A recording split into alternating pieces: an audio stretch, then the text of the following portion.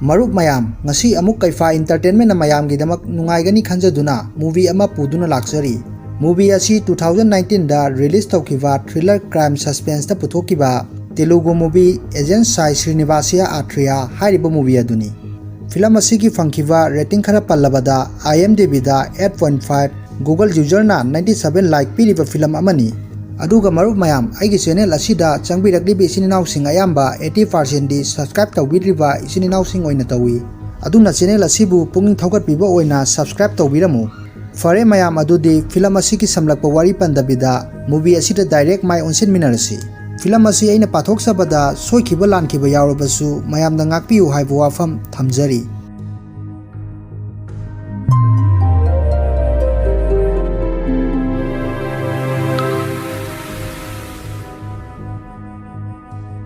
Movie asigi ahauba sinda uliba asi kanagumba ama chelaktuna Athreya nangi mamagi call lae haidun hairami. Asida uliba nupa asi film asigi hero oigadawribani. Masida phone asida magi mamana hairai Athreya nang haujik yamna thuna yumda lau haiduna. Haujik Athreya asi Bhopal gi college amada chhatra oiduna lairik tamduna leirami. Masidagi mahak yamna thuna mahaki khungang Nellur hariba mafam aduda laklami. Nellur hariba khungang asi UP da leirami. Maramdi magi mama asi laitre haiduna magi mamana hairakpadagini. Mana yum yorokpadadi mamagi mathau mangam loiduna leiramle. Masigi sin matungda change tawkhiduna chahi ahumgi matungda amuk ulai. Masida Athreya asi agent ama oiduna leirami. Haibadi detective oiduna crime kaya thijin humjinnaba leiba oirami. Mahak asi magi khungang Nellur hariba asida office ama hangduna leirami. Aduga maga leiminariba nupi asina Asneha kawi. Aduga mayam film asida hero asi agent haina asum khangnai. Aduna aisu agent haina asum kaujarage. Masida Asneha asi Hollywood movie ama agent na yanghanduna thamlami. Asneha asi ngasi khak nauna office asida lakpa oirami. Aduga asida agent na thriller ga related oiba movie sing yanghanduna magi thabak sing asigi maramda khanghalami. Agent asi Sherlock Holmes pu yamna pamjaba misak ama so oirami. Aduga kok yamna leiba loksing chawba mi ama su oirami. Masida mahaki informer amagi phone ama laklami aduga hairai kanagumba ama siduna leiramle mahak asi suicide oigadawribra natraga murder oigadawribra amukta yengbiu haiduna masida agent na chalasi haiduna Asneha da hairaklami.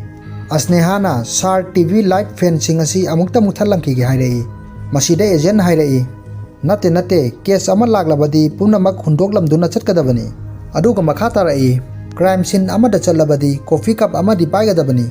Cup adudi thadokpa yade maramdi cup asina mingolda attraction piribani. Masidagi makhoi ani mafam aduda laglami. Masida police amana changba yaroi haiduna hairai aduga agent na card ama puthoraktuna ullaga hairai ai FBI ni hairai.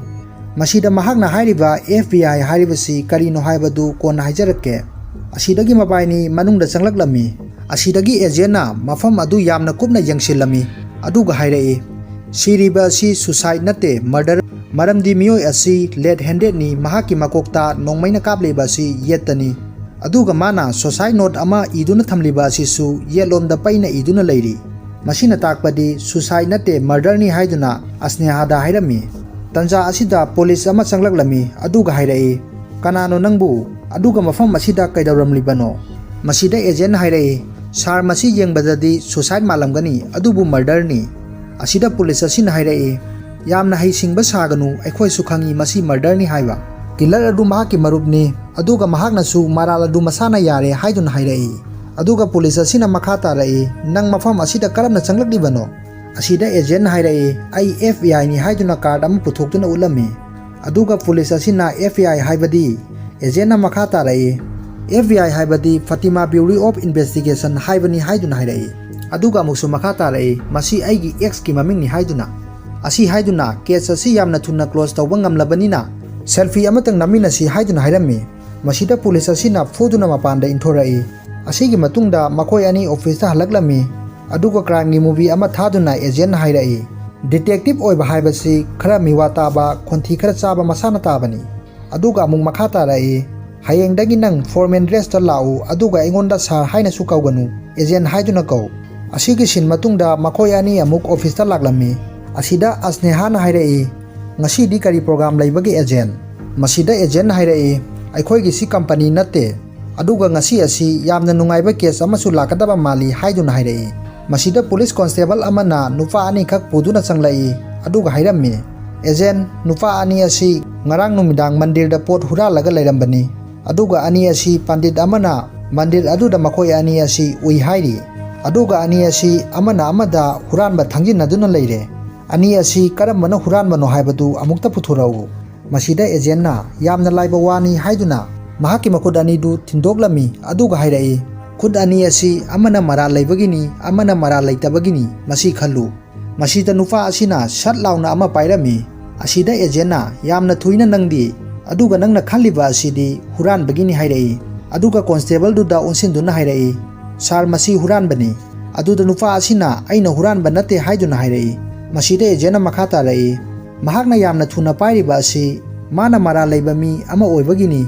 ꯃꯔꯝꯗꯤ ꯃꯥꯅ ꯍꯥꯟꯅ ꯄꯥꯏꯍꯧꯔꯒ ꯂꯣꯏꯔꯦ ꯍꯥꯏꯗꯨꯅ ꯋꯥꯈꯜ ꯈꯟꯊꯗꯅ ꯄꯥꯏꯕꯅꯤ, ꯑꯗꯨꯒ ꯃꯔꯥꯜ ꯂꯩꯇꯕ ꯑꯁꯤꯅꯗꯤ ꯀꯔꯤꯁꯨ ꯈꯪꯗꯕꯅ ꯈꯟꯗꯨꯅ ꯂꯩꯕꯅꯤ"꯫ ꯃꯁꯤꯗ ꯅꯨꯄꯥ ꯑꯁꯤꯅ ꯍꯥꯏꯔꯛꯏ, "ꯑꯩꯅ ꯍꯨꯔꯥꯟꯕ ꯅꯠꯇꯦ ꯁꯥꯔ, ꯋꯥꯔꯤ ꯑꯁꯤ ꯐꯖꯅ ꯃꯥꯟꯅꯕꯨ ꯍꯥꯏꯔꯤꯅꯦ"꯫ ꯑꯁꯤꯗ ꯑꯃꯨꯛ ꯑꯦꯖꯦꯟꯅ ꯍꯥꯏꯔꯛꯏ, "ꯑꯩꯁꯨ ꯃꯥꯟꯁꯤꯜꯂꯛꯇ꯭ꯔꯦ ꯅꯪꯁꯤ ꯍꯨꯔꯥꯟꯕꯅꯤ ꯍꯥꯏꯕ꯫ ꯅꯪꯁꯦ ꯉꯔꯥꯡ ꯂꯤꯂꯥ ꯃꯍꯦꯟꯗ ꯁꯤꯅꯦꯃꯥ ꯌꯦꯡꯕ ꯂꯥꯛꯄꯗꯨ ꯅꯠꯇ꯭ꯔꯣ, ꯃꯅꯤꯡꯒꯤ ꯀꯣꯅꯔꯗ ꯐꯝꯕꯗꯣ", ꯍꯥꯏꯗꯨꯅ ꯍꯥꯏꯔꯛꯏ꯫ ꯃꯁꯤꯗ ꯅꯨꯄꯥ ꯑꯁꯤꯅ "ꯃꯥꯅꯤ ꯃꯥꯅꯤ, ꯅꯪꯗꯤ ꯀꯔꯝꯅ ꯈꯪꯂꯤꯕ"꯫ ꯃꯁꯤꯗ ꯑꯦꯖꯦꯟꯅ ꯍꯥꯏꯔꯛꯏ, "ꯍꯦ ꯍꯨꯔꯥꯟꯕ ꯅꯨꯄꯥ, ꯂꯤꯂꯥ ꯃꯍꯦꯜꯗꯨꯗꯤ ꯍꯞꯇꯥ ꯑꯃ ꯐꯥꯔꯕꯅꯤ ꯊꯣꯡ ꯍꯥꯡꯗꯕ, ꯑꯗꯨꯗ ꯅꯪꯗꯤ ꯀꯔꯝꯅ ꯁꯤꯅꯦꯃꯥ ꯌꯦꯡꯕ ꯆꯠꯂꯨꯔꯤꯕꯅꯣ", ꯍꯥꯏꯔꯛꯏ꯫ ꯑꯁꯤ ꯍꯥꯏꯗꯨꯅ ꯑꯦꯖꯦꯟ ꯑꯗꯨꯅ ꯌꯥꯝꯅ लाइना केस अदुबु सॉल्व तौरमी अदुगा पुलिस अदुदगी चार्ज खरसु लौरमी। असिदा महाकना केस अदु ngambagi सेल्फी अमसु लौरमी। असिदा अखोइना खंगबा अमना एजेंट असी यामना कोक लेबा नुपा अमनी हाइबदु अखोइदा उहल्ली। अदुगा मसिदा अस्नेहान हंगलई, "करमना नुपा असी हुरानबनी खंगलिबनो"। मसिदा एजेंट हाइरई, "मरा लेबा मी हाइबसी मागी मियेंग नायेंग असी थुकटपगी सक्तम अदु माइथोंगदा ताबनी"। तंजा असिदा महाकी ममानबा शेरिसा कौबा अमसु चंगलकलमी। महाक असी क्राइम रिपोर्टिंग दा थबक तौबा नुपा अमनी। मसिदा मखोय असी कॉफी थकलुसी हाइदुना थोरई, अदुगा कॉफी सु थकलमी।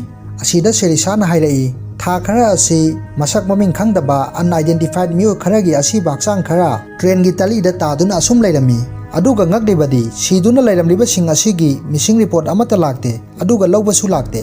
असिदा अमुक महाकना मखा तारई, "अदुना मतम खरा थमलगा कना अमतना इन्फॉर्म तौरक्तबा अदुदगी मथौ मंगम असुम पांगथोखरे"। असिदा एजेंट हाइरई, "अदुगुंबा केस मथंगदा लाक्लबदी अइंगोंदा हाइरउ"। असिदगी एजेंट की फोन अदु लाक्लमी। अदुगा फोन अदुदा महाकी इन्फॉर्मर अमना हाइरई, "केस अमा लैरे यामना थुना लाउ" हाइदुना।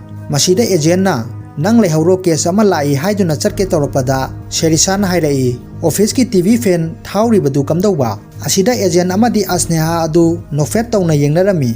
असिगी सिन मतुंगदा एजेंट की मंग अमा अखोइदा उहल्लई।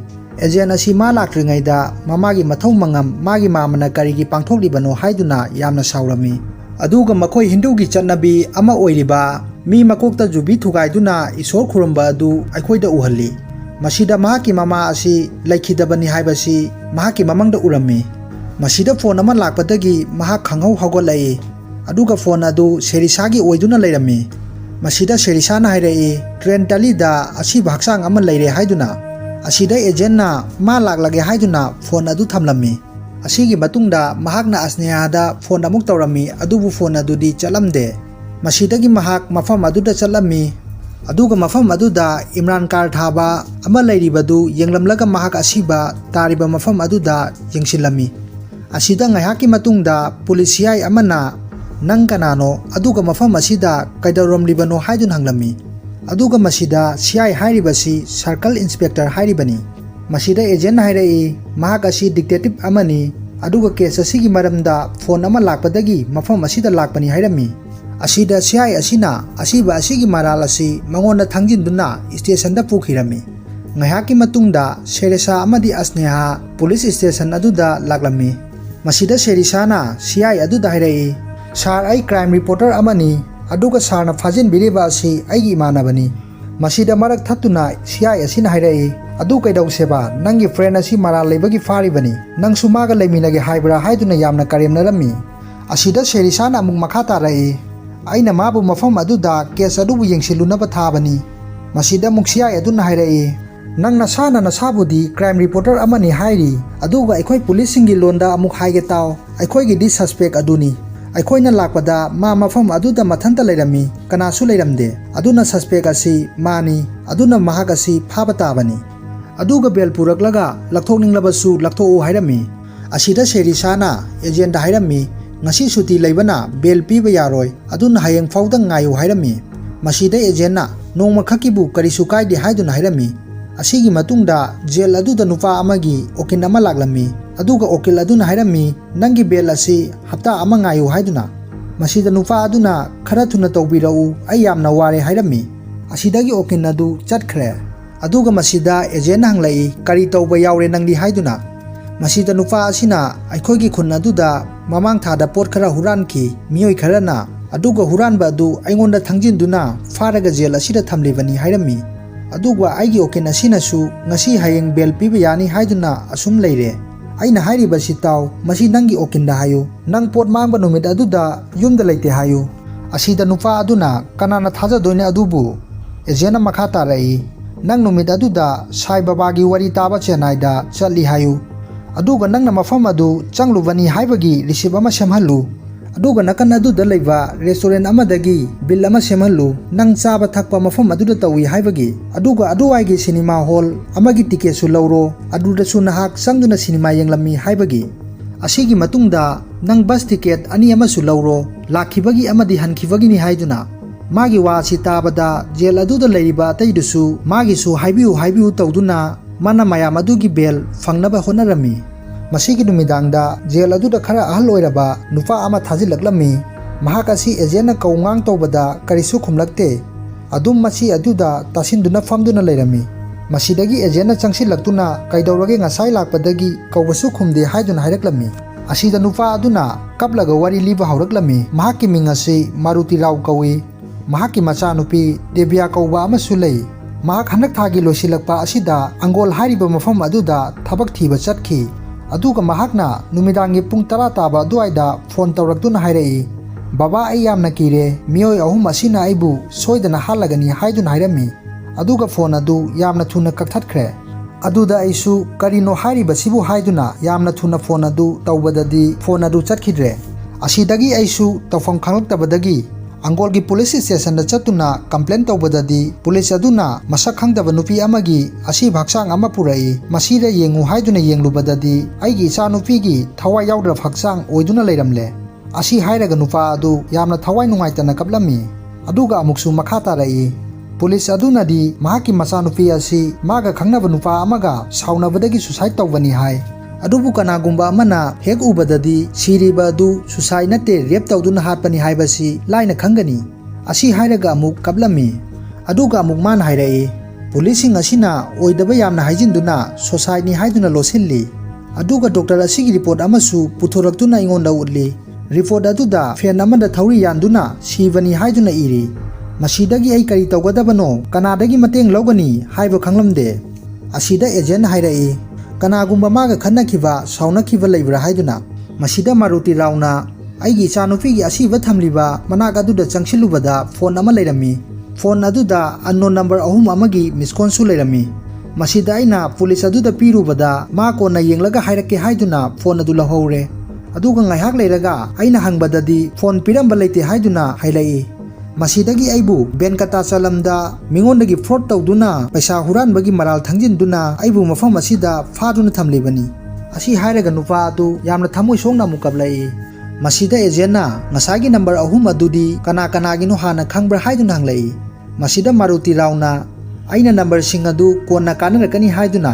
ꯏꯁꯤꯟꯗꯨꯅ ꯊꯝꯍꯧꯕꯅꯤ ꯍꯥꯏꯗꯨꯅ ꯅꯝꯕꯔ ꯑꯗꯨ ꯑꯦꯖꯦꯟꯗ ꯄꯤꯔꯝꯃꯤ꯫ ꯑꯗꯨꯒ ꯑꯦꯖꯦꯟꯅ ꯃꯆꯥꯅꯨꯄꯤꯒꯤ ꯐꯣꯇꯣ ꯂꯩꯕ꯭ꯔꯥ ꯍꯥꯏꯗꯨꯅ ꯍꯪꯂꯛꯏ꯫ ꯃꯁꯤꯗ ꯐꯣꯇꯣ ꯑꯗꯨꯁꯨ ꯑꯍꯜ ꯑꯗꯨꯅ ꯄꯤꯔꯛꯏ꯫ ꯑꯗꯨꯒ ꯐꯣꯇꯣ ꯑꯗꯨ ꯑꯦꯖꯦꯟꯅ ꯑꯃꯨꯛ ꯌꯦꯡꯂꯕ ꯃꯇꯨꯡꯗ ꯑꯍꯜ ꯑꯗꯨꯗ ꯄꯤꯔꯝꯃꯤ꯫ ꯑꯩ ꯑꯁꯤꯗꯒꯤ ꯊꯣꯛꯂꯒ ꯀꯅꯥꯒꯤ ꯅꯝꯕꯔꯅꯣ ꯍꯥꯏꯕꯗꯨ ꯃꯥ ꯊꯤꯔꯛꯀꯦ ꯍꯥꯏꯔꯝꯃꯤ꯫ ꯑꯁꯤꯒꯤ ꯃꯇꯨꯡꯗ ꯑꯦꯖꯦꯟ ꯑꯁꯤ ꯕꯦꯜ ꯐꯪꯗꯨꯅ ꯊꯣꯔꯛꯂꯝꯃꯤ꯫ ꯑꯗꯨꯒ ꯃꯥꯅ ꯉꯔꯥꯡ ꯖꯦꯜꯗ ꯊꯦꯡꯅꯈꯤꯕ ꯈꯨꯗꯤꯡꯃꯛ ꯑꯁꯅꯦꯍꯥꯗ ꯇꯝꯂꯝꯃꯤ꯫ ꯑꯗꯨꯒ ꯅꯝꯕꯔꯁꯤꯡ ꯑꯗꯨ ꯀꯅꯥꯅꯣ ꯇ꯭ꯔꯦꯛ ꯇꯧ ꯍꯥꯏꯗꯨꯅ ꯄꯤꯔꯝꯃꯤ꯫ ꯃꯁꯤꯗꯒꯤ ꯑꯁꯅꯦꯍꯥꯅ ꯐꯪꯂꯦ ꯍꯥꯏꯗꯨꯅ ꯑꯦꯖꯦꯟꯗ ꯌꯦꯡꯍꯜꯂꯝꯃꯤ꯫ ꯑꯗꯨꯕꯨ ꯅꯝꯕꯔ ꯑꯁꯤ 2 ꯑꯃꯅ ꯅꯨꯄꯥꯒꯤꯅꯤ, ꯃꯁꯥꯒꯤ ꯐꯣꯇꯣꯁꯨ ꯌꯥꯎꯔꯝꯃꯤ꯫ ꯃꯃꯤꯡꯅ ꯑꯖꯦ ꯑꯃꯗꯤ ꯍꯔꯁꯥ ꯀꯧꯏ, ꯑꯗꯨꯒ ꯅꯨꯄꯤ ꯑꯁꯤꯃꯒꯤ ꯐꯣꯇꯣꯗꯤ ꯌꯥꯎꯗꯦ, ꯑꯗꯨꯕꯨ ꯃꯃꯤꯡꯗꯤ ꯕꯁꯨꯙꯥ ꯀꯧꯏ ꯍꯥꯏꯔꯝꯃꯤ꯫ ꯃꯁꯤꯗꯒꯤ ꯑꯦꯖꯦꯟ ꯑꯃꯗꯤ ꯑꯁꯅꯦꯍꯥ ꯐꯤ ꯍꯣꯡꯗꯣꯛꯇꯨꯅ ꯃꯈꯣꯏꯅ ꯃꯁꯛ ꯈꯪꯂꯤꯕ ꯃꯤꯑꯣꯏ ꯑꯍꯨꯝ ꯑꯗꯨꯒꯤ ꯃꯌꯨꯝꯗ ꯆꯠꯂꯝꯃꯤ꯫ ꯃꯈꯣꯏꯅ ꯃꯁꯛ ꯈꯪꯂꯤꯕ ꯃꯤꯑꯣꯏ ꯑꯗꯨꯒꯤ ꯃꯌꯨꯝꯗ ꯆꯠꯇꯨꯅ ꯃꯈꯣꯏ ꯑꯍꯨꯝ ꯑꯁꯤꯗꯤ ꯗꯦꯕꯤꯌꯥ ꯍꯥꯠꯈꯤꯕ ꯅꯨꯃꯤꯠ ꯑꯁꯤꯗ ꯑꯪꯒꯣꯜꯗ ꯂꯩꯇꯦ ꯍꯥꯏꯕꯁꯤ ꯈꯪꯂꯝꯃꯤ꯫ ꯑꯗꯨꯕꯨ ꯍꯧꯖꯤꯛꯀꯤ ꯑꯣꯏꯅꯗꯤ ꯑꯖꯦ ꯑꯃꯗꯤ ꯍꯔꯁꯥ ꯑꯁꯤ ꯊꯦꯡꯅꯔꯦ, ꯑꯗꯨꯒ ꯑꯍꯨꯝꯁꯨꯕ ꯕꯁꯨꯗꯥꯗꯤ ꯊꯦꯡꯅꯕ ꯂꯩꯇ꯭ꯔꯤ꯫ ꯃꯁꯤꯒꯤ ꯃꯇꯨꯡ ꯑꯦꯖꯦꯟ ꯑꯃꯗꯤ ꯑꯁꯅꯦꯍꯥ ꯃꯈꯣꯏ ꯑꯅꯤꯅ ꯇꯧꯔꯤꯕꯁꯤ ꯀꯔꯤꯅꯣ ꯍꯥꯏꯗꯨꯅ ꯌꯦꯡꯁꯤꯟꯕ ꯆꯠꯂꯝꯃꯤ꯫ ꯑꯗꯨꯒ ꯑꯖꯦ ꯍꯥꯏꯔꯤꯕ ꯅꯨꯄꯥ ꯑꯁꯤꯗꯤ ꯀꯥꯔ ꯁꯣꯔꯨꯝ ꯑꯃꯗ ꯂꯩꯔꯝꯃꯤ꯫ ꯑꯁꯤꯗ ꯀꯥꯔꯁꯤꯡ ꯑꯁꯤꯗ ꯉꯁꯥꯏ ꯑꯦꯖꯦꯟꯅ ꯎꯈꯤꯕ ꯏꯝꯔꯥꯟ ꯀꯥꯔ ꯊꯥꯕ ꯑꯗꯨ ꯃꯐꯝ ꯑꯁꯤꯗꯒꯤ ꯂꯧꯕꯅꯦ ꯍꯥꯏꯕꯗꯨ ꯈꯪꯂꯝꯃꯤ꯫ ꯑꯗꯨꯒ ꯑꯁꯣꯝꯗꯅ ꯑꯁꯅꯦꯍꯥꯅ ꯍꯔꯁꯥꯗ ꯀꯅꯥꯒꯨꯝꯕ ꯑꯃꯅ ꯄꯣꯠ ꯑꯃ ꯄꯤꯕꯗꯨ ꯂꯣꯠꯅ ꯌꯦꯡꯕꯗꯒꯤ ꯎꯔꯝꯃꯤ꯫ ꯑꯁꯣꯝꯗꯅ ꯑꯃꯨꯛ ꯑꯖꯦ ꯑꯗꯨ ꯊꯣꯛꯂꯛꯇꯨꯅ ꯆꯠꯄ ꯍꯧꯔꯝꯃꯤ꯫ ꯑꯗꯨꯕꯨ ꯑꯦꯖꯦꯟꯁꯨ ꯑꯁꯨꯝꯏꯟꯅꯔꯛꯏ꯫ ꯑꯗꯨꯒ ꯑꯖꯦ ꯑꯗꯨ ꯅꯨꯄꯥ ꯑꯃꯒ ꯑꯃꯨꯛ ꯋꯥꯔꯤ ꯋꯥꯇꯥꯏ ꯁꯥꯟꯅꯗꯨꯅ ꯂꯩꯕ ꯑꯗꯨ ꯑꯦꯖꯦꯟꯅ ꯎꯔꯝꯃꯤ꯫ ꯑꯁꯤꯗ ꯑꯦꯖꯦꯟꯒꯤ ꯅꯥꯀꯟꯗ ꯄꯣꯠ ꯌꯣꯟꯕ ꯅꯨꯄꯥ ꯑꯗꯨꯒꯤ ꯊꯥꯡ ꯑꯃꯗꯤ ꯌꯨꯕꯤ ꯇꯥꯔꯛꯄ ꯑꯗꯨ ꯈꯨꯟꯒꯠꯇꯨꯅ ꯊꯝꯕꯤꯔꯝꯃꯤ꯫ ꯃꯁꯤꯗꯒꯤ ꯑꯖꯦ ꯑꯗꯨ ꯗꯣꯛꯇꯔ ꯁꯪꯗ ꯑꯃꯨꯛ ꯂꯩꯔꯝꯃꯤ꯫ ꯑꯁꯣꯝꯗꯅ ꯍꯔꯁꯥ ꯑꯗꯨ ꯀꯅꯥꯒꯨꯝꯕ ꯑꯃꯒ ꯇ꯭ꯔꯦꯟ ꯇꯥꯂꯤꯗ ꯀꯔꯤꯒꯨꯝꯕ ꯑꯃ ꯊꯤꯗꯨꯅ ꯂꯩꯔꯤ꯫ ꯃꯁꯤ ꯄꯨꯝꯅꯃꯛ ꯑꯁꯤ ꯑꯦꯖꯦꯟ ꯑꯃꯗꯤ ꯑꯁꯅꯦꯍꯥ ꯂꯣꯏꯅ ꯎꯔꯤꯕꯅꯤ꯫ ꯑꯗꯨꯒ ꯑꯔꯣꯏꯕꯗ ꯀꯣꯐꯤ ꯁꯣꯞ ꯑꯃꯗ ꯂꯥꯛꯇꯨꯅ ꯑꯖꯦ ꯑꯃꯗꯤ ꯍꯔꯁꯥ ꯋꯥꯔꯤ ꯁꯥꯟꯅꯔꯝꯃꯤ꯫ ꯑꯗꯨꯒ ꯃꯐꯝ ꯑꯁꯤꯗ ꯑꯦꯖꯦꯟ ꯑꯃꯗꯤ ꯍꯔꯁꯥꯁꯨ ꯂꯩꯔꯝꯃꯤ꯫ ꯑꯁꯤꯒꯤ ꯃꯇꯨꯡꯗ ꯑꯖꯦ ꯑꯃꯗꯤ ꯍꯔꯁꯥ ꯋꯥ ꯀꯟꯅ ꯉꯥꯡꯅꯗꯨꯅ ꯍꯥꯏꯐꯦꯠ ꯁꯥꯎꯅꯕꯒꯤ ꯃꯇꯧ ꯎꯠꯂꯝꯂꯒ ꯃꯐꯝ ꯑꯗꯨꯗꯒꯤ ꯆꯠꯈ꯭ꯔꯦ꯫ ꯑꯗꯨꯒ ꯃꯁꯤꯗ ꯃꯈꯣꯏ ꯑꯅꯤ ꯑꯁꯤ ꯅꯨꯃꯤꯠ ꯑꯁꯤꯃ ꯃꯈꯣꯏꯒꯤ ꯃꯇꯨꯡ ꯏꯟꯅꯕꯗ ꯋꯥꯔꯝꯃꯤ꯫ ꯑꯁꯤꯗꯒꯤ ꯃꯈꯣꯏ ꯑꯅꯤꯅ ꯍꯜꯂꯛꯄꯗ ꯑꯦꯖꯦꯟ ꯐꯣꯟ ꯑꯃ ꯂꯥꯛꯏ ꯍꯥꯏꯗꯨꯅ ꯒꯥꯔꯤ ꯑꯗꯨ ꯈꯥꯝꯂꯝꯃꯤ꯫ ꯑꯗꯨꯒ ꯐꯣꯟ ꯑꯗꯨ ꯑꯦꯖꯦꯟꯅ ꯄꯥꯏꯈꯠꯇꯨꯅ ꯋꯥꯔꯤ ꯁꯥꯟꯅꯔꯝꯃꯤ꯫ ꯃꯁꯤꯗ ꯐꯣꯟ ꯑꯗꯨꯗ ꯕꯁꯨꯗꯥ ꯍꯥꯏꯔꯤꯕ ꯅꯨꯄꯤ ꯑꯗꯨ ꯃꯥꯒꯤ ꯌꯨꯝꯗ ꯂꯩꯇ꯭ꯔꯦ, ꯑꯇꯣꯞꯄ ꯃꯐꯝꯗ ꯍꯣꯡꯈ꯭ꯔꯦ ꯍꯥꯏꯔꯝꯃꯤ꯫ ꯃꯁꯤꯗ ꯑꯦꯖꯦꯟꯅ ꯑꯣꯟꯊꯣꯛꯇꯨꯅ ꯌꯦꯡꯂꯛꯄꯗ ꯍꯥꯏꯋꯦ ꯑꯗꯨꯗ ꯈꯥꯝꯗꯨꯅ ꯂꯩꯔꯤꯕ ꯕꯁ ꯑꯗꯨꯗ ꯅꯨꯄꯤ ꯑꯃ ꯎꯔꯝꯃꯤ꯫ ꯅꯨꯄꯤ ꯑꯁꯤ ꯑꯇꯩ ꯀꯅꯥꯁꯨ ꯅꯠꯇꯦ, ꯃꯥꯔꯨꯇꯤ ꯔꯥꯎꯒꯤ ꯃꯆꯥꯅꯨꯄꯤ ꯗꯦꯕꯤꯌꯥ ꯍꯥꯏꯕꯗꯨꯅꯤ꯫ ꯑꯁꯤꯗ ꯑꯦꯖꯦꯟꯅ ꯗꯦꯕꯤꯌꯥ ꯗꯦꯕꯤꯌꯥ ꯀꯧꯗꯨꯅ ꯆꯦꯟꯁꯤꯜꯂꯛꯂꯝꯃꯤ꯫ ꯑꯗꯨꯒ ꯅꯪ ꯗꯦꯕꯤꯌꯥ ꯅꯠꯇ꯭ꯔꯥ ꯍꯪꯂꯛꯄꯗ ꯅꯨꯄꯤ ꯑꯗꯨꯅ ꯀꯅꯥꯅꯣ ꯗꯦꯕꯤꯌꯥ ꯍꯥꯏꯕꯗꯤ ꯍꯥꯏꯗꯨꯅ ꯍꯥꯏꯔꯛꯏ꯫ ꯑꯁꯤꯗꯒꯤ ꯅꯨꯄꯤ ꯑꯗꯨꯅ ꯃꯍꯥꯛꯀꯤ ꯃꯄꯥ ꯑꯗꯨꯕꯨꯁꯨ ꯀꯧꯁꯤꯜꯂꯛꯂꯝꯃꯤ꯫ ꯑꯗꯨꯒ ꯃꯄꯥ ꯑꯗꯨꯁꯨ ꯃꯥꯔꯨꯇꯤ ꯔꯥꯎ ꯑꯣꯏꯔꯝꯗ꯭ꯔꯦ, ꯑꯇꯣꯞꯄ ꯑꯃ ꯑꯣꯏꯗꯨꯅ ꯂꯩꯔꯝꯃꯤ꯫ ꯅꯪꯒꯤ ꯕꯕꯥꯅꯗꯤ ꯅꯪꯕꯨ ꯁꯤꯈ꯭ꯔꯦ ꯍꯥꯏꯗꯨꯅ ꯂꯩꯔꯤ, ꯑꯗꯨꯒ ꯅꯪꯒꯤ ꯕꯕꯥꯗꯤ ꯖꯦꯜꯗ ꯂꯩꯍꯧꯔꯤ ꯍꯥꯏꯔꯛꯄꯗ ꯅꯨꯄꯤ ꯑꯗꯨꯒꯤ ꯃꯄꯥꯗꯨꯅ ꯌꯥꯝꯅ ꯁꯥꯎꯅ ꯆꯩꯔꯝꯂꯒ ꯃꯐꯝ ꯑꯗꯨꯗꯒꯤ ꯆꯠꯈ꯭ꯔꯦ꯫ ꯃꯁꯤꯗ ꯑꯁꯅꯦꯍꯥꯅ ꯆꯨꯝꯕꯨ ꯆꯨꯝꯕ꯭ꯔꯣ ꯑꯦꯖꯦꯟ, ꯃꯁꯤ ꯗꯦꯕꯤꯌꯥꯅꯤ ꯍꯥꯏꯕꯁꯤ ꯍꯥꯏꯗꯨꯅ ꯍꯪꯂꯛꯏ꯫ ꯃꯁꯤꯗ ꯑꯦꯖꯦꯟꯅ ꯃꯥꯅꯤ, ꯖꯦꯜꯗꯨꯗ ꯃꯥꯔꯨꯇꯤ ꯔꯥꯎ ꯍꯥꯏꯔꯤꯕ ꯅꯨꯄꯥ ꯑꯁꯤꯅ ꯃꯍꯥꯛꯀꯤ ꯃꯆꯥꯅꯨꯄꯤꯒꯤ ꯐꯣꯇꯣ ꯑꯗꯨ ꯄꯨꯊꯣꯔꯛꯇꯨꯅ ꯑꯩꯉꯣꯟꯗ ꯎꯍꯜꯂꯤꯕꯅꯤ꯫ ꯑꯗꯨꯒ ꯃꯄꯥ ꯑꯗꯨꯅꯗꯤ ꯃꯆꯥꯅꯨꯄꯤ ꯑꯁꯤ ꯁꯤꯈ꯭ꯔꯦ ꯍꯥꯏꯗꯨꯅ ꯊꯃꯣꯏ ꯁꯣꯛꯅ ꯂꯩꯍꯧꯔꯤ꯫ ꯑꯗꯨꯒ ꯑꯁꯤꯗ ꯂꯩꯔꯤꯕ ꯅꯨꯄꯤ ꯑꯁꯤꯅ ꯃꯍꯥꯛ ꯗꯦꯕꯤꯌꯥ ꯅꯠꯇꯦ ꯍꯥꯏꯗꯨꯅ ꯍꯥꯏꯔꯤ꯫ ꯑꯁꯤꯒꯤ ꯃꯇꯨꯡꯗ ꯑꯁꯅꯦꯍꯥ ꯑꯃꯗꯤ ꯑꯦꯖꯦꯟ ꯑꯗꯨ ꯃꯥꯅ ꯍꯥꯟꯅ ꯂꯩꯔꯝꯕ ꯅꯦꯜꯂꯨꯔꯒꯤ ꯄꯨꯂꯤꯁ ꯁ꯭ꯇꯦꯁꯟ ꯑꯗꯨꯗ ꯂꯥꯛꯂꯝꯃꯤ꯫ ꯑꯗꯨꯒ ꯑꯦꯖꯦꯟꯅ ꯉꯔꯥꯡ ꯑꯁꯤꯗ ꯂꯩꯔꯝꯕ ꯃꯥꯔꯨꯇꯤ ꯔꯥꯎ ꯑꯗꯨ ꯀꯗꯥꯏꯗ ꯆꯠꯈ꯭ꯔꯒꯦ ꯍꯥꯏꯗꯨꯅ ꯍꯪꯂꯝꯃꯤ꯫ ꯃꯁꯤꯗ ꯀꯣꯟꯁꯇꯦꯕꯜ ꯑꯗꯨꯅ ꯃꯥꯔꯨꯇꯤ ꯔꯥꯎ ꯀꯧꯕꯗꯤ ꯂꯩꯇꯦ ꯍꯥꯏꯔꯛꯏ꯫ ꯑꯁꯤꯗ ꯑꯃꯨꯛ ꯑꯦꯖꯦꯟꯅ ꯉꯔꯥꯡ ꯅꯨꯃꯤꯗꯥꯡ ꯑꯊꯦꯡꯕꯗ ꯄꯨꯔꯛꯄ ꯃꯥꯒ ꯋꯥꯔꯤ ꯁꯥꯟꯅꯕ ꯅꯨꯄꯥꯗꯨꯅꯤ ꯍꯥꯏꯔꯝꯃꯤ꯫ ꯃꯁꯤꯗ ꯀꯣꯟꯁꯇꯦꯕꯜ ꯅꯨꯄꯥ ꯑꯗꯨꯅ ꯑꯗꯨꯗꯤ ꯒꯣꯄꯥꯂꯝ ꯀꯧꯏ, ꯍꯤꯗꯥꯛ ꯉꯥꯎꯔꯒ ꯂꯝꯕꯤꯗ ꯀꯔꯟ ꯇꯧꯕꯗꯒꯤ ꯐꯥꯗꯨꯅ ꯄꯨꯔꯛꯄꯅꯤ ꯍꯥꯏꯔꯛꯏ꯫ ꯃꯁꯤꯗꯒꯤ ꯃꯈꯣꯏ ꯑꯅꯤ ꯁ꯭ꯇꯦꯁꯟ ꯑꯗꯨꯒꯤ ꯃꯄꯥꯟꯗ ꯊꯣꯛꯂꯛꯂꯝꯃꯤ꯫ ꯑꯗꯨꯒ ꯑꯁꯅꯦꯍꯥꯅ ꯍꯥꯏꯔꯛꯏ, ꯃꯈꯣꯏꯒꯤ ꯑꯁꯤ ꯑꯩꯈꯣꯏꯗ ꯀꯔꯤꯒꯨꯝꯕ ꯈꯔ ꯂꯣꯠꯄ ꯃꯥꯜꯂꯤ, ꯑꯩꯈꯣꯏ ꯑꯅꯤ ꯑꯪꯒꯣꯜ ꯄꯨꯂꯤꯁ ꯁ꯭ꯇꯦꯁꯟꯗ ꯆꯠꯂꯨꯁꯤ ꯍꯥꯏꯔꯝꯃꯤ꯫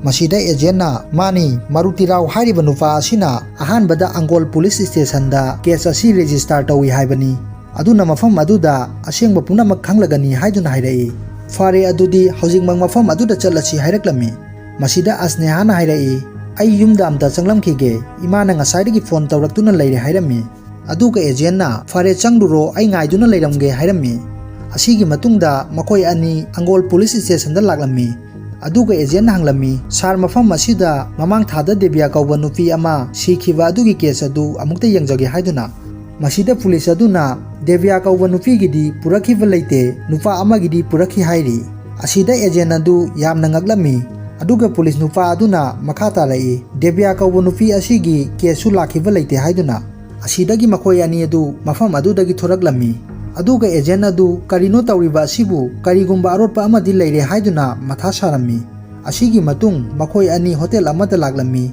ꯑꯁꯤꯗ ꯑꯁꯅꯦꯍꯥꯁꯨ ꯋꯥꯁꯔꯨꯝꯗ ꯆꯪꯂꯨꯈꯤꯒꯦ ꯍꯥꯏꯗꯨꯅ ꯆꯪꯈꯤꯔꯝꯃꯤ꯫ ꯑꯗꯨꯒ ꯑꯦꯖꯦꯟ ꯑꯗꯨ ꯐꯝꯗꯨꯅ ꯆꯥ ꯊꯛꯇꯨꯅ ꯂꯩꯔꯤꯉꯩꯗ ꯅ꯭ꯌꯨꯁ ꯑꯃ ꯂꯥꯛꯂꯝꯃꯤ꯫ ꯑꯗꯨꯒ ꯅ꯭ꯌꯨꯁ ꯑꯗꯨꯗ ꯍꯥꯏꯔꯝꯃꯤ, ꯑꯖꯦ ꯀꯧꯕ ꯅꯨꯄꯥ ꯑꯃ ꯁꯛꯈꯪꯗꯕꯁꯤꯡꯅ ꯍꯥꯠꯇꯣꯛꯇꯨꯅ ꯊꯝꯂꯝꯂꯦ꯫ ꯄꯥꯎ ꯑꯗꯨ ꯇꯥꯕꯗ ꯑꯦꯖꯦꯟ ꯑꯗꯨ ꯌꯥꯝꯅ ꯉꯛꯂꯝꯃꯤ꯫ ꯃꯇꯝ ꯑꯁꯤꯗ ꯃꯅꯤꯡꯗꯒꯤ ꯏꯟꯁꯄꯦꯛꯇꯔ ꯑꯃ ꯂꯥꯛꯂꯝꯃꯤ꯫ ꯃꯍꯥꯛꯀꯤ ꯃꯃꯤꯡ ꯑꯁꯤ ꯕꯝꯁꯤ ꯀꯧꯔꯝꯃꯤ꯫ ꯑꯗꯨꯒ ꯄꯨꯂꯤꯁ ꯑꯗꯨꯅ ꯍꯥꯏꯔꯛꯏ, ꯑꯦꯖꯦꯟ ꯑꯊ꯭ꯔꯦꯌꯥ, ꯅꯪ ꯑꯖꯦꯒꯤ ꯃꯤꯁꯤꯒꯤ ꯃꯇꯥꯡꯗ ꯆꯦꯟꯅꯔꯦ꯫ nangna magi matung inaduna mafam khuding chatpa adu CCTV da uba fangle. Masida agent adu karisu hairamde masidagi mahak jenda amuk thamlami. Asida Sherisa amadi Asneha su station adu da laklami. Aduga Sherisa na hanglai nang police asina faraga karisu wa haidriba khumdriba karigino haiduna.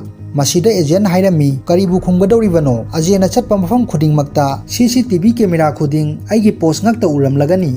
Asidagi mahak karigumba ama ningsinglaktuna hairai harsadi kadai dalai aikhoina makhoigi matung inaba numit aduda makhoi ani restaurant aduda saunakhibani masina takpadi ajebu harsana haliba jala aduga Asneha da harsada phone amukta tau haiduna tawrami masida Asneha na harsagi phone adu chatre hairami asida agent khalami harsana ajebu halaga maralasi mangona thangjilibani haiduna masida makhoina sanariba wari singasi bamsi kauba police inspector asina chu taduna leirami aduda Sherisa amadi Asneha bu harsagi mayumda chatuna yengsinluna bai agent na hairami asigi sin matungda Asneha amadi Sherisa harsagi mayumda lakpa matamdadi harsa asi siki haiduna leiramle asidagi makhoi ani laktuna agent da wari khuding maktamlami aduga Asneha na hairai aji hairiba nupa asigi aji haliba khulai adu fangle thang amana yanduna hatpani aduga thang aduda nangi fingerprint taduna leirami asida amuk Sherisa na hairai makhoigi yumda drug khara su leiba thengnare makhoigi da fangkhiba drug adu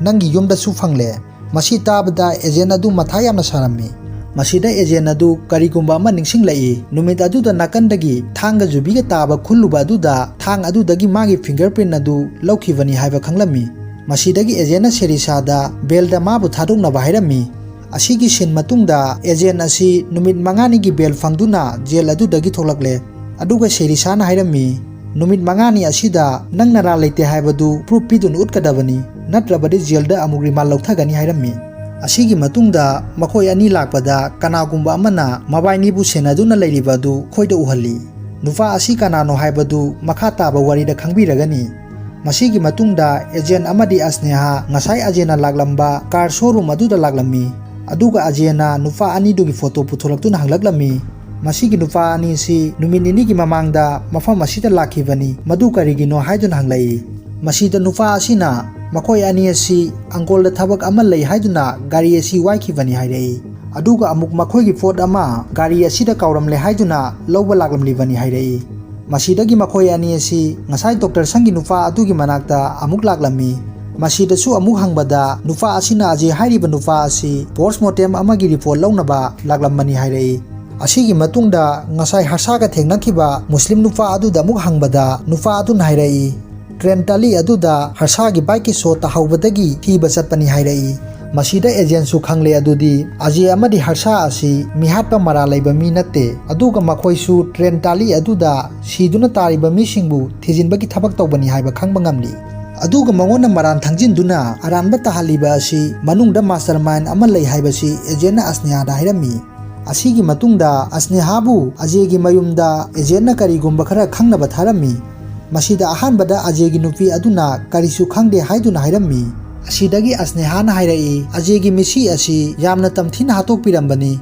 aduna mara leiba adu puthokpada mateng tawbiyu haiduna request tawbadagi aroibada ajegi nupi aduna file ama putholaktuna pirami aduga file asida yawriba asi mi kayagi asi bhaksang train tali singda taduna leibagi photo oirami masigi matungda agent amadi Asneha harsagi yumda tumina changlaklami aduga harsagi kada thijin humjinduna tawrami asida Asneha na file ama thengnarami file asi ngasai shopping mall da nufa amana harsada fikhiba adu Asneha na ningsinglai aduga file adu agent na hangdoktuna yengbadadi magi maramda information loina yawraba che ama oiduna leirami masida agent adu yamna ngaklami asidagi makhoi ani chatnaba thoklaklami aduga Asneha gi phone adu kauramle haiduna manungda changkhirami masida agent asi kanagumba maksupa amana plastic na khumjinduna sor fulalaga hatnaba honarami asida Asneha adu thorakpada tawramliba fibam adu ubadagi yamna kanna lawrami aduga misak adu chenkhituna agent adu siningchita hinghore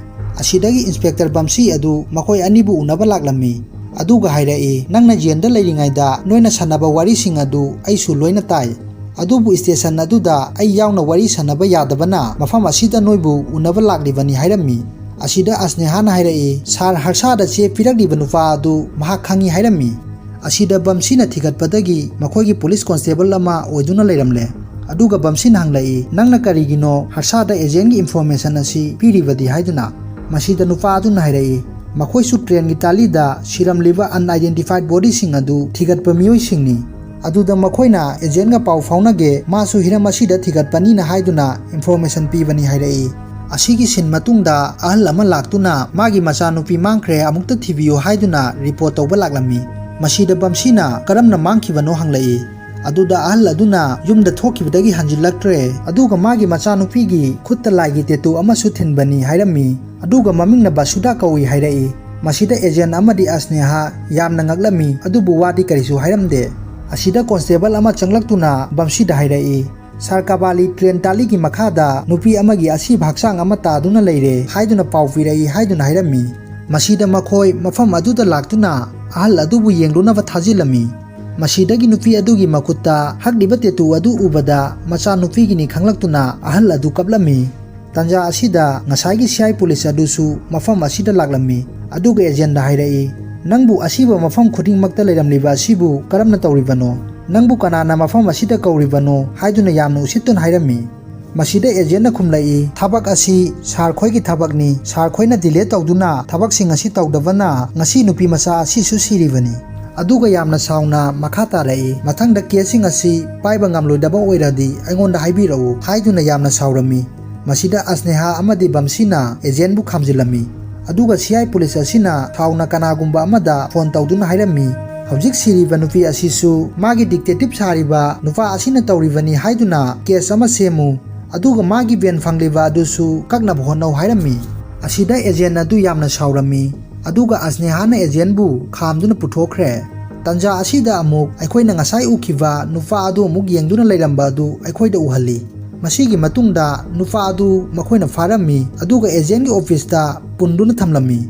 Aduga masida agent hangbadagi khangle madudi masu dictative amani mamingna Bobby kawi haiba aduga mahagasi Karnataka dagini. Masida agent hairai aduga aihaki itungda inaribasina karigino. Asida Bobby na nongma ina yumda lakpada train talida asi bhaksang ama thengnakhi. Madu dictative Atreya kauba amana hatpani haiba pau fangbadagi numit adudagi nangbu thijinba hokhibani hairami. Masida agent na noktuna hairai yamna fajana nangsu next target oiduna sijinaramle. Nangbu su aingona sena handuna thamlaga aroibada RJ amari harsagi sumaina awafamna tanaba silli. Aduga amuk makhata rai kokse yamna sanaba mastermind ama leiri masi fajana thigattaba yaroi hairai.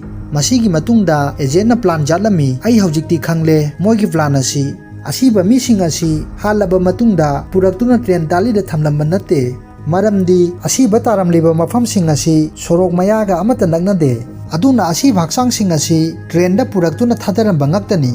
Aduga train sing asi da purakliba asi Arambakam Tamil Nadu gi station dagi purakpani hairami.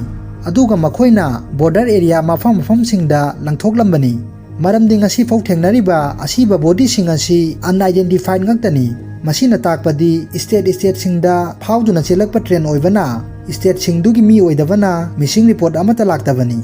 Magi haisingba amadi koklaiba si ubada Bamsi Asneha amadi Bobby ngakladuna mangonda yenglaga leirami.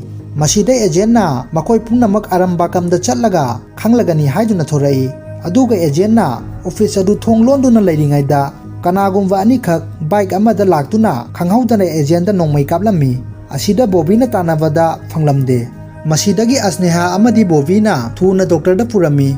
Aduga doctor lakpa matamdadi agent adu sat haugalai masi sumagi plan oiramle. Mahaki matungda mioi khara senaduna lei haibasi mana khangbana nongmaina pale doctor laikre haibadu khangnaba tawbo oirami. Masida nupa amana phone da hairami kanagumba amana Atreya agent asi nongmaina kaplamle mahak hojik ICU da leiri. Asigi matungda makhoi mari Arambakamda chatnaba tawrami. Tanja asida Bamsigi phone da Aditya kauba doctor amagi phone laklami. Aduda doctor adun hairai Benkati chalam hairipa mafam aduda shiramba nupa amagi fingerprint adu Gujarat ki murder tawduna thamlamba mioi amagi asi bhaksangda fingerprint adu taba thengnare. Mayam ngai haki matungda wari asi karino aduga tongnariba thabaksing asina karino haibadu khanglagani. Masidagi makhoi Arambakam train station jawrami.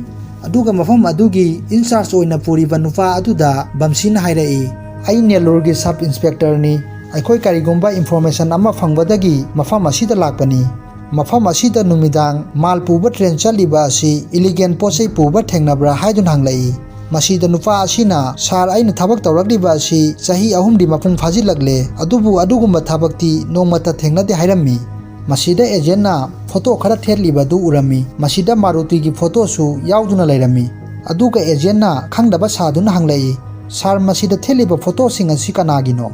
ꯃꯁꯤꯗ ꯅꯨꯄꯥ ꯑꯁꯤꯅ ꯁꯤꯒ ꯊꯪꯅꯕ ꯈꯨꯟ ꯑꯁꯤꯗ drama company ꯑꯃ ꯂꯩ, ꯃꯈꯣꯏꯁꯤꯡꯗꯨꯒꯤ ꯐꯣꯇꯣꯅꯤ ꯍꯥꯏꯔꯛꯏ꯫ ꯃꯁꯤꯗꯒꯤ ꯃꯈꯣꯏ ꯗ꯭ꯔꯃꯥ ꯀꯝꯄꯅꯤ ꯍꯥꯡꯂꯤꯕ ꯃꯐꯝ ꯑꯗꯨꯗ ꯂꯥꯛꯂꯝꯃꯤ꯫ ꯑꯗꯨꯒ ꯃꯈꯣꯏꯅ ꯆꯪꯂꯛꯄꯗ ꯃꯥꯔꯨꯇꯤ ꯔꯥꯎ ꯑꯗꯨ ꯍꯤꯗꯥꯛ ꯉꯥꯎꯗꯨꯅ ꯂꯩꯕꯗꯨ ꯊꯦꯡꯅꯔꯝꯃꯤ꯫ ꯃꯁꯤꯗꯒꯤ ꯃꯈꯣꯏꯅ ꯃꯥꯔꯨꯇꯤ ꯔꯥꯎ ꯑꯗꯨ ꯄꯨꯟꯁꯤꯟꯗꯨꯅ ꯊꯝꯂꯝꯃꯤ꯫ ꯑꯁꯤꯗ ꯏꯟꯁꯄꯦꯛꯇꯔ ꯕꯝꯁꯤꯅ ꯃꯥꯔꯨꯇꯤ ꯔꯥꯎꯗ ꯐꯨꯗꯨꯅ ꯍꯪꯂꯝꯃꯤ, ꯍꯧꯖꯤꯛꯇꯤ ꯋꯥꯔꯤ ꯈꯨꯗꯤꯡꯃꯛ ꯂꯤꯔꯣ ꯍꯥꯏꯗꯨꯅ꯫ ꯑꯗꯨꯒ ꯃꯥꯔꯨꯇꯤ ꯔꯥꯎ ꯍꯥꯏꯔꯤꯕ ꯑꯁꯤ ꯃꯥꯒꯤ ꯃꯃꯤꯡ ꯑꯁꯦꯡꯕ ꯒꯣꯄꯥꯂꯝ ꯀꯧꯗꯨꯅ ꯂꯩꯔꯝꯃꯤ꯫ ꯑꯁꯤꯗ ꯃꯥꯅ ꯃꯈꯥ ꯇꯥꯔꯛꯏ, ꯃꯈꯣꯏꯁꯤꯡ ꯑꯁꯤ ꯁꯨꯐꯝ ꯅꯣꯐꯝ ꯈꯪꯗꯅ ꯂꯩꯔꯝꯃꯤ꯫ ꯑꯗꯨꯕꯨ ꯅꯣꯡꯃꯗꯤ ꯐꯣꯟ ꯑꯃ ꯂꯥꯛꯂꯝꯃꯤ, ꯑꯗꯨꯒ ꯐꯣꯟ ꯑꯗꯨꯗ ꯍꯥꯏꯔꯛꯏ, ꯃꯈꯣꯏꯅ ꯍꯥꯏꯕ ꯇꯧꯔꯕꯗꯤ ꯅꯈꯣꯏꯅ ꯄꯤꯌꯨ ꯍꯥꯏꯕ ꯄꯩꯁꯥ ꯄꯤꯒꯅꯤ꯫ ꯅꯨꯃꯤꯠ ꯑꯗꯨꯗꯒꯤ ꯃꯈꯣꯏꯅ ꯑꯁꯤꯕ ꯍꯛꯆꯥꯡꯁꯤꯡ ꯑꯦꯝꯕꯨꯂꯦꯟꯁ ꯑꯃꯗ ꯍꯥꯞꯇꯨꯅ ꯑꯩꯈꯣꯏꯗ ꯁꯤꯟꯅꯔꯛꯏ꯫ ꯑꯗꯨꯒ ꯑꯩꯈꯣꯏꯅ ꯑꯦꯝꯕꯨꯂꯦꯟꯁ ꯑꯗꯨ ꯃꯤ ꯀꯌꯥ ꯇꯥꯗꯕ ꯃꯐꯝꯗ ꯄꯨꯗꯨꯅ ꯃꯩ ꯊꯥꯕꯒꯤ ꯊꯕꯛ ꯇꯧꯔꯝꯃꯤ꯫ ꯑꯁꯨꯝꯅ ꯊꯥ ꯑꯃꯅꯤ ꯆꯠꯊꯔꯝꯃꯤ꯫ ꯑꯁꯤꯗꯒꯤ ꯅꯣꯡꯃꯗꯤ ꯐꯣꯔꯦꯁ ꯑꯣꯐꯤꯁꯥꯔ ꯈꯔꯅ ꯎꯈꯤꯕꯗꯒꯤ ꯃꯈꯣꯏ ꯃꯇꯝ ꯈꯔ ꯂꯦꯞꯂꯝꯃꯤ꯫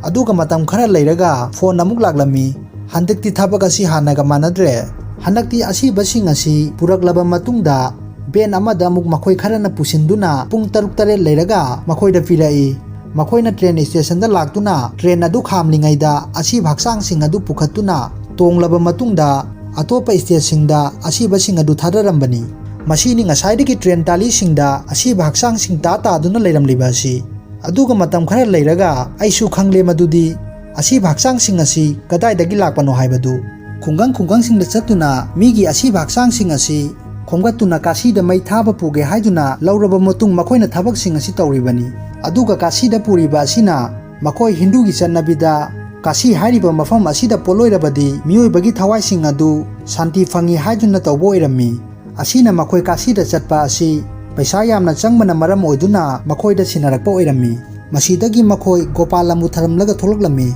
ꯑꯗꯨꯒ ꯆꯥ ꯊꯛꯇꯨꯅ ꯃꯐꯝ ꯑꯃꯗ ꯂꯩꯔꯝꯃꯤ꯫ ꯃꯁꯤꯗ ꯑꯦꯖꯦꯟꯅ ꯍꯥꯏꯔꯛꯏ, ꯍꯧꯖꯤꯛꯇꯤ ꯑꯩ ꯄꯨꯝꯅꯃꯛ ꯈꯪꯂꯦ꯫ ꯃꯈꯣꯏꯅ ꯇꯧꯔꯤꯕꯁꯤꯡ ꯑꯁꯤ ꯉꯁꯥꯏ ꯒꯣꯄꯥꯂꯝꯅ ꯍꯥꯏꯔꯤꯕ ꯑꯗꯨ ꯑꯁꯤꯕ ꯍꯛꯆꯥꯡꯁꯤꯡ ꯑꯗꯨ ꯚꯦꯟ ꯑꯃꯗ ꯄꯨꯁꯤꯟꯗꯨꯅ ꯄꯨꯡ 6-7 ꯊꯝꯂꯕ ꯃꯇꯨꯡꯗ ꯃꯈꯣꯏꯗ ꯁꯤꯟꯅꯔꯛꯑꯦ ꯍꯥꯏꯕꯅꯤ꯫ ꯃꯗꯨꯅ ꯇꯥꯛꯄꯗꯤ ꯑꯁꯤꯕꯁꯤꯡ ꯑꯗꯨꯗꯒꯤ ꯐꯤꯡꯒꯔꯄ꯭ꯔꯤꯟꯠ ꯂꯧꯊꯣꯛꯄ ꯑꯣꯏꯔꯝꯒꯅꯤ꯫ ꯑꯗꯨꯒ ꯃꯈꯣꯏꯅ ꯃꯐꯝ ꯈꯨꯗꯤꯡ ꯆꯠꯇꯨꯅ ꯑꯁꯤꯕꯁꯤꯡ ꯑꯗꯨ ꯈꯣꯝꯒꯠꯂꯕ ꯃꯇꯨꯡꯗ ꯐꯤꯡꯒꯔꯄ꯭ꯔꯤꯟꯠ ꯂꯧꯕꯒꯤ ꯊꯕꯛ ꯑꯁꯤ ꯇꯧꯕꯅꯤ꯫ ꯑꯗꯨꯒ ꯃꯈꯣꯏꯁꯤꯡ ꯑꯁꯤꯅ ꯐꯤꯡꯒꯔꯄ꯭ꯔꯤꯟꯠꯁꯤꯡ ꯑꯁꯤ ꯌꯣꯟꯕꯒꯤ ꯊꯕꯛ ꯇꯧꯕꯅꯤ꯫ ꯍꯥꯏꯕꯗꯤ ꯀꯅꯥꯒꯨꯝꯕ ꯑꯃꯗ ꯒꯦꯡꯁꯇꯔ ꯈꯔꯅ ꯃꯤ ꯈꯔꯕꯨ ꯍꯥꯠꯂꯦ, ꯑꯗꯨꯕꯨ ꯍꯥꯠꯂꯤꯕꯁꯤꯡ ꯑꯗꯨ ꯆꯦꯟꯅꯗꯅꯕ ꯑꯁꯤꯕ ꯑꯁꯤꯒꯤ ꯐꯤꯡꯒꯔꯄ꯭ꯔꯤꯟꯠ ꯂꯩꯗꯨꯅ ꯃꯐꯝ ꯑꯗꯨꯗ ꯊꯝꯂꯝꯕꯅꯤ꯫ ꯑꯗꯨꯒ ꯀꯣꯟꯅ ꯀꯦꯁ ꯑꯁꯤ ꯊꯤꯖꯤꯜꯂꯛꯄ ꯃꯇꯝꯗꯗꯤ ꯃꯔꯗꯔꯔ ꯑꯗꯨ ꯑꯃꯨꯛ ꯁꯤꯗꯨꯅ ꯂꯩꯔꯝꯂꯦ, ꯑꯗꯨꯒ ꯀꯦꯁ ꯑꯗꯨ ꯂꯣꯏꯁꯤꯜꯂꯦ꯫ ꯑꯗꯨꯒ ꯃꯈꯥ ꯇꯥꯔꯛꯏ, ꯑꯗꯨꯅꯅꯤ ꯁꯥꯔ, ꯉꯁꯥꯏ ꯗꯣꯛꯇꯔ ꯑꯗꯤꯇ꯭ꯌꯅ ꯍꯥꯏꯔꯛꯈꯤꯕ ꯑꯗꯨ ꯚꯦꯟꯀꯇꯥꯆꯂꯝꯗ ꯃꯤꯑꯣꯏ ꯑꯃ ꯍꯥꯠꯇꯨꯅ ꯊꯝꯂꯝꯂꯦ, ꯑꯗꯨꯗ ꯐꯤꯡꯒꯔꯄ꯭ꯔꯤꯟꯠ ꯑꯃꯁꯨ ꯐꯪꯏ, ꯑꯗꯨꯒ ꯐꯤꯡꯒꯔꯄ꯭ꯔꯤꯟꯠ ꯑꯗꯨ ꯒꯨꯖꯔꯥꯠꯇ ꯁꯤꯗꯨꯅ ꯂꯩꯔꯝꯂꯤꯕ ꯃꯤ ꯑꯗꯨꯒ ꯃꯥꯟꯅꯔꯤꯕꯗꯨ꯫ ꯑꯁꯤꯗꯁꯨ ꯅꯠꯇꯦ, ꯐꯤꯡꯒꯔꯄ꯭ꯔꯤꯟꯠꯁꯤꯡ ꯑꯁꯤ ꯚꯣꯇꯔ ꯂꯤꯁꯁꯤꯡ ꯁꯦꯝꯗꯨꯅ ꯌꯣꯟꯕꯁꯨ ꯌꯥꯎꯔꯤ꯫ ꯑꯁꯤꯒꯨꯝꯕ ꯑꯆꯧꯕ ꯕꯤꯖꯤꯅꯦꯁ ꯑꯁꯤꯅꯤ ꯃꯈꯣꯏꯅ ꯇꯧꯔꯝꯂꯤꯕ ꯑꯁꯤ꯫ ꯃꯁꯤꯗ ꯑꯦꯖꯦꯟꯅ ꯑꯁꯅꯦꯌꯥꯗ ꯑꯃꯨꯛ ꯍꯥꯏꯔꯛꯏ, ꯑꯖꯦꯒꯤ ꯐꯣꯇꯣ ꯑꯃꯗꯤ ꯑꯁꯤꯕ ꯍꯛꯆꯥꯡꯁꯤꯡ ꯑꯗꯨ ꯌꯥꯎꯕ ꯐꯣꯇꯣꯁꯤꯡ ꯑꯗꯨ ꯀꯗꯥꯏꯗ ꯂꯩꯈꯤꯕꯒꯦ ꯍꯥꯏꯗꯨꯅ꯫ ꯃꯁꯤꯗ ꯑꯁꯅꯦꯍꯥꯅ ꯃꯗꯨꯗꯤ ꯑꯣꯐꯤꯁꯇ ꯂꯩꯍꯧꯔꯦ ꯍꯥꯏꯔꯝꯃꯤ꯫ ꯑꯗꯨꯒ ꯕꯝꯁꯤꯗ ꯑꯃꯨꯛ ꯍꯥꯏꯔꯛꯏ, ꯁꯥꯔ ꯑꯖꯦ ꯑꯃꯗꯤ ꯍꯔꯁꯥꯅ ꯇꯝꯂꯝꯕ ꯀꯣꯂꯦꯖꯇ ꯑꯝꯇ ꯆꯠꯄꯤꯌꯨ ꯍꯥꯏꯗꯨꯅ꯫ ꯃꯁꯤꯗ ꯕꯝꯁꯤꯅ ꯀꯔꯤ ꯇꯧꯒꯗꯕꯅꯣ ꯍꯪꯂꯛꯏ꯫ ꯑꯗꯨꯗ ꯑꯦꯖꯦꯟꯅ, ꯑꯩꯈꯣꯏꯅ ꯀꯦꯁ ꯑꯁꯤ ꯑꯁꯣꯏꯕ ꯑꯃ ꯂꯩꯔꯤ, ꯑꯗꯨ ꯁꯥꯔꯅ ꯆꯠꯄꯤꯗꯨꯅ ꯑꯖꯦ ꯑꯃꯗꯤ ꯍꯔꯁꯥꯒꯤ ꯕꯦꯛꯒ꯭ꯔꯥꯎꯟ ꯋꯥꯔꯤ ꯈꯔ ꯊꯤꯖꯤꯟꯕꯤꯌꯨ ꯍꯥꯏꯔꯝꯃꯤ꯫ ꯃꯁꯤꯒꯤ ꯃꯇꯨꯡꯒꯤ ꯁꯤꯟꯗ ꯕꯣꯕꯤ ꯑꯃꯗꯤ ꯑꯦꯖꯦꯟ ꯑꯣꯐꯤꯁꯇ ꯐꯥꯏꯜ ꯑꯗꯨ ꯌꯦꯡꯗꯨꯅ ꯂꯩꯔꯤ꯫ ꯑꯁꯣꯝꯗꯅ ꯑꯖꯦ ꯑꯃꯗꯤ ꯍꯔꯁꯥꯒꯤ ꯃꯇꯥꯡꯗ ꯀꯣꯂꯦꯖ ꯑꯗꯨꯗ ꯊꯤꯖꯤꯜꯂꯝꯃꯤ꯫ ꯑꯗꯨꯒ ꯑꯁꯅꯦꯍꯥ ꯑꯗꯨ ꯀꯔꯤꯒꯨꯝꯕ ꯑꯃ ꯈꯪꯂꯝꯃꯤ, ꯃꯗꯨꯗꯤ ꯑꯖꯦ, ꯍꯔꯁꯥ ꯑꯃꯗꯤ ꯕꯁꯨꯗ ꯃꯈꯣꯏ ꯑꯍꯨꯝ ꯑꯁꯤ ꯃꯔꯨꯞ ꯑꯣꯏꯗꯨꯅ ꯂꯩꯔꯝꯃꯤ꯫ ꯑꯗꯨꯒ ꯃꯈꯣꯏ ꯑꯍꯨꯝ ꯑꯁꯤ ꯄ꯭ꯔꯣꯖꯦꯛ ꯑꯃꯁꯨ ꯄꯥꯏꯗꯨꯅ ꯊꯕꯛ ꯇꯧꯔꯝꯃꯤ, ꯃꯃꯤꯡꯅ ꯔꯤꯂꯤꯖꯤꯌꯁ ꯀ꯭ꯔꯥꯏꯝ ꯏꯟ ꯏꯟꯗꯤꯌꯥ꯫ ꯑꯗꯨꯒ ꯃꯐꯝ ꯑꯗꯨꯗ ꯒ꯭ꯔꯨꯞꯀꯤ ꯐꯣꯇꯣ ꯑꯃꯁꯨ ꯐꯪꯂꯝꯃꯤ꯫ ꯃꯁꯤꯗꯒꯤ ꯃꯈꯣꯏ ꯍꯜꯂꯛꯇꯨꯅ ꯄ꯭ꯔꯣꯖꯦꯛ ꯑꯃꯗꯤ ꯐꯣꯇꯣ ꯑꯗꯨ ꯄꯤꯗꯨꯅ ꯑꯦꯖꯦꯟꯗ ꯇꯝꯂꯝꯃꯤ꯫ ꯃꯁꯤꯗꯒꯤ ꯑꯦꯖꯦꯟꯅ ꯐꯪꯂꯤꯕ ꯐꯥꯏꯜꯁꯤꯡ ꯑꯁꯤ ꯌꯥꯝꯅ ꯀꯨꯞꯅ ꯅꯩꯅꯕꯗꯒꯤ ꯈꯪꯂꯝꯃꯤ꯫ ꯑꯗꯨꯒ ꯑꯦꯖꯦꯟꯅ ꯑꯃꯨꯛ ꯍꯥꯏꯔꯛꯏ, ꯉꯁꯤ ꯐꯥꯎꯕ ꯁꯤꯗꯨꯅ ꯂꯩꯔꯝꯂꯤꯕ ꯀꯅꯥ ꯑꯃꯠꯇ ꯃꯤꯁꯤꯡ ꯔꯤꯄꯣꯔꯠ ꯂꯥꯛꯇꯦ, ꯑꯗꯨꯕꯨ ꯀꯅꯥꯒꯨꯝꯕ ꯑꯃꯗꯤ ꯃꯤꯁꯤꯡ ꯔꯤꯄꯣꯔꯠ ꯂꯥꯛꯈꯤ, ꯃꯗꯨꯗꯤ ꯕꯁꯨꯗꯥꯅꯤ꯫ ꯑꯗꯨꯒ ꯑꯦꯖꯦꯟꯅ ꯒ꯭ꯔꯨꯞ ꯐꯣꯇꯣ ꯑꯗꯨ ꯎꯠꯇꯨꯅ ꯍꯥꯏꯔꯛꯏ ꯃꯁꯤꯗ ꯕꯁꯨꯗꯥꯒꯤ ꯃꯈꯨꯠꯇ ꯇꯦꯇꯨ ꯑꯃꯠꯇ ꯂꯩꯇꯦ꯫ ꯑꯗꯨꯒ ꯅꯨꯃꯤꯠ ꯑꯗꯨꯗ ꯕꯁꯨꯗꯥꯒꯤ ꯃꯄꯥꯅ ꯔꯤꯄꯣꯔꯠ ꯇꯧꯕꯗ ꯕꯁꯨꯗꯥꯒꯤ ꯃꯈꯨꯠꯇ ꯇꯦꯇꯨ ꯂꯩ ꯍꯥꯏꯕꯅꯤ꯫ ꯃꯁꯤꯅ ꯇꯥꯛꯄꯗꯤ ꯕꯁꯨꯗꯥ ꯁꯤꯗ꯭ꯔꯤ, ꯃꯈꯣꯏꯅ ꯁꯤꯟꯕ ꯄ꯭ꯂꯥꯟꯅꯤ꯫ ꯃꯍꯥꯛꯀꯤ ꯃꯄꯥꯅ ꯄꯨꯝꯅꯃꯛ ꯑꯁꯤ ꯁꯤꯟꯕꯅꯤ꯫ ꯃꯁꯤꯒꯤ ꯃꯇꯨꯡꯗ ꯑꯁꯦꯡꯕ ꯑꯗꯨ ꯑꯩꯈꯣꯏꯗ ꯎꯍꯜꯂꯛꯏ꯫ ꯕꯁꯨꯗꯥ ꯑꯁꯤ NGO ꯆꯂꯥꯏꯗꯨꯅ ꯊꯕꯛ ꯑꯃ ꯇꯧꯔꯝꯃꯤ꯫ ꯃꯥꯅ NGO ꯆꯂꯥꯏꯔꯤꯕ ꯑꯁꯤꯒꯤ ꯃꯔꯝꯗꯤ ꯃꯥꯅ ꯇꯧꯔꯤꯕꯁꯤꯡ ꯑꯁꯤ ꯀꯅꯥꯅꯁꯨ ꯆꯤꯡꯅꯗꯅꯕ ꯑꯣꯏꯔꯝꯃꯤ꯫ ꯑꯗꯨꯒ ꯃꯍꯥꯛꯀꯤ ꯃꯔꯨꯞ ꯑꯖꯦ ꯑꯃꯗꯤ ꯍꯔꯁꯥ ꯑꯁꯤ ꯃꯥꯅ ꯇꯧꯕ ꯊꯕꯛꯁꯤꯡ ꯑꯁꯤ ꯈꯪꯂꯛꯄꯗꯒꯤ ꯑꯦꯖꯦꯟꯗ ꯍꯥꯏꯅꯕ ꯇꯧꯔꯛꯄꯗ ꯃꯈꯣꯏ ꯑꯅꯤꯕꯨ ꯍꯥꯠꯈꯤꯕ ꯑꯣꯏꯔꯝꯃꯤ꯫ ꯑꯗꯨꯒ ꯑꯦꯖꯦꯟꯗ ꯇꯥꯏꯁꯤꯟꯗꯨꯅ ꯖꯦꯟꯗ ꯂꯩꯅꯕ ꯄ꯭ꯂꯥꯟ ꯇꯧꯕ ꯑꯣꯏꯔꯝꯃꯤ꯫ ꯑꯗꯨꯒ ꯑꯃꯨꯛꯁꯨ ꯑꯦꯖꯦꯟ ꯑꯁꯤ ꯍꯥꯠꯂꯒ ꯕꯣꯕꯤꯅ ꯑꯃꯨꯛ ꯇꯥꯏꯁꯤꯟꯅꯕ ꯇꯧꯕ ꯑꯣꯏꯔꯝꯃꯤ꯫ ꯃꯁꯤꯒꯤ ꯁꯤꯟ ꯃꯇꯨꯡꯗ ꯃꯈꯣꯏꯁꯤꯡ ꯑꯗꯨ ꯕꯁꯨꯗꯥꯒꯤ NGO ꯑꯣꯐꯤꯁꯇ ꯂꯥꯛꯂꯝꯃꯤ꯫ ꯑꯗꯨꯒ ꯃꯈꯣꯏꯅ ꯃꯐꯝ ꯑꯗꯨꯗ ꯆꯪꯂꯛꯄ ꯃꯇꯝꯗꯗꯤ ꯃꯤ ꯑꯃꯠꯇ ꯂꯩꯔꯝꯗ꯭ꯔꯦ, ꯃꯈꯣꯏ ꯂꯣꯏꯅ ꯆꯦꯟꯈꯤꯗꯨꯅ ꯂꯩꯔꯝꯂꯦ꯫ ꯃꯁꯤꯗꯒꯤ ꯑꯦꯖꯦꯟꯅ ꯀꯣꯛ ꯊꯥꯗꯗꯨꯅ ꯑꯃꯨꯛ ꯍꯥꯏꯔꯛꯏ ꯃꯈꯣꯏ ꯔꯥꯖꯁꯊꯥꯟꯗ ꯆꯠꯂꯝꯒꯅꯤ꯫ ꯃꯁꯤꯗ ꯑꯁꯅꯦꯍꯥꯅ ꯃꯈꯣꯏꯗꯤ ꯑꯗꯨꯗ ꯀꯩꯗꯧꯕ ꯆꯠꯀꯗꯧꯔꯤꯕꯅꯣ ꯍꯪꯂꯛꯏ꯫ ꯃꯁꯤꯗ ꯑꯦꯖꯦꯟꯅ ꯃꯔꯝꯗꯤ ꯍꯧꯖꯤꯛ ꯑꯁꯤ ꯇ꯭ꯔꯦꯟ ꯑꯃꯈꯛꯇꯅꯤ ꯔꯥꯖꯁꯊꯥꯟꯗ ꯆꯠꯂꯤꯕ ꯑꯁꯤ꯫ ꯑꯁꯣꯝꯗꯅ ꯕꯁꯨꯗꯥ ꯃꯥꯒꯤ ꯃꯄꯥ ꯑꯃꯗꯤ ꯅꯨꯄꯥ ꯑꯃꯒ ꯋꯥꯔꯤ ꯁꯥꯟꯅꯗꯨꯅ ꯂꯩꯔꯤꯉꯩꯗ ꯈꯪꯍꯧꯗꯅ ꯃꯁꯤꯗ ꯑꯦꯖꯦꯟ, ꯕꯝꯁꯤ ꯕꯣꯕꯤ, ꯑꯁꯅꯦꯍꯥ ꯑꯃꯗꯤ ꯄꯨꯂꯤꯁ ꯈꯔꯒ ꯆꯪꯂꯛꯇꯨꯅ ꯃꯈꯣꯏꯕꯨ ꯐꯥꯔꯝꯃꯤ꯫ ꯑꯗꯨꯒ ꯃꯇꯥꯡ ꯑꯁꯤꯗ ꯀꯦꯁ ꯑꯆꯧꯕ ꯑꯃꯒꯤ ꯃꯥꯁꯇꯔꯃꯥꯏꯟ ꯐꯥꯕ ꯉꯝꯕꯒꯤ ꯑꯦꯖꯦꯟꯅ ꯁꯦꯜꯐꯤ ꯑꯃ ꯀꯥꯞꯇꯨꯅ ꯐꯖꯔꯕ ꯐꯤꯂꯝ ꯑꯁꯤ ꯃꯇꯥꯡ ꯑꯁꯤꯗ ꯂꯣꯏꯁꯤꯜꯂꯦ꯫ ꯃꯌꯥꯝ ꯑꯩꯒꯤ ꯃꯨꯚꯤ ꯑꯁꯤ ꯀꯝꯗꯧꯕꯒꯦ ꯍꯥꯏꯕꯗꯨ ꯀꯃꯦꯟ ꯁꯦꯛꯁꯟꯗ ꯊꯝꯕꯤꯔꯝꯃꯨ꯫